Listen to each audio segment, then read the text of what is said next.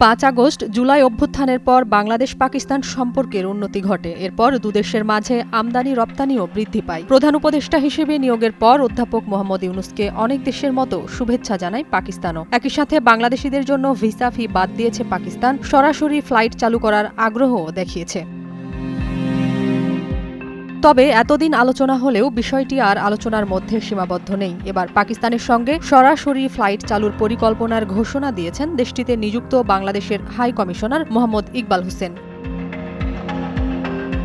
২৬ জানুয়ারি এক প্রতিবেদনে এ তথ্য জানিয়েছে পাকিস্তানি সংবাদ মাধ্যম এক্সপ্রেস ট্রিবিউন। সংবাদ মাধ্যমটি বলছে, দেশটির খাইবার পাখতুনখওয়া প্রদেশের রাজধানী পেশোয়ারে এক সংবাদ সম্মেলনে বক্তৃতাকালে ইকবাল হোসেন দুই দেশের মধ্যে গভীর ও ঐতিহাসিক সম্পর্কের উপর জোর দেন এবং ভ্রমণ ও যোগাযোগের সুবিধার্থে সরাসরি ফ্লাইট চালু করার অভিপ্রায় ব্যক্ত করেন। তিনি উল্লেখ করেন, এই ধরনের পদক্ষেপ উভয় দেশের মধ্যে পর্যটন, শিক্ষা এবং বাণিজ্য সহ বিভিন্ন ক্ষেত্রে সহযোগিতা বাড়াবে। হাইকমিশনার বাংলাদেশ ও পাকিস্তানের মধ্যে ক্রমবর্ধমান বাণিজ্য ও কূটনৈতিক সম্পর্কের কথাও তুলে ধরেন এবং এই সম্পর্ক আরও দৃঢ় হবে বলেও উল্লেখ করেন।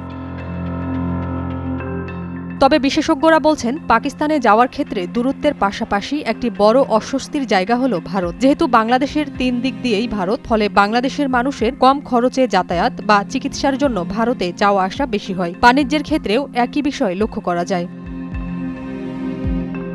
ভারত পার হয়ে পাকিস্তান পর্যন্ত গেলেও একটি অস্বস্তির জায়গাও থাকে যে, একবার পাকিস্তানের ভিসা করা হলে পরবর্তীতে ভারত যেতে গেলে জটিলতা সৃষ্টি হতে পারে। যদিও বাংলাদেশের সরকার পরিবর্তনের পর ইতোমধ্যে ভারত বাংলাদেশিদের ভিসা বন্ধ করে দিয়েছে।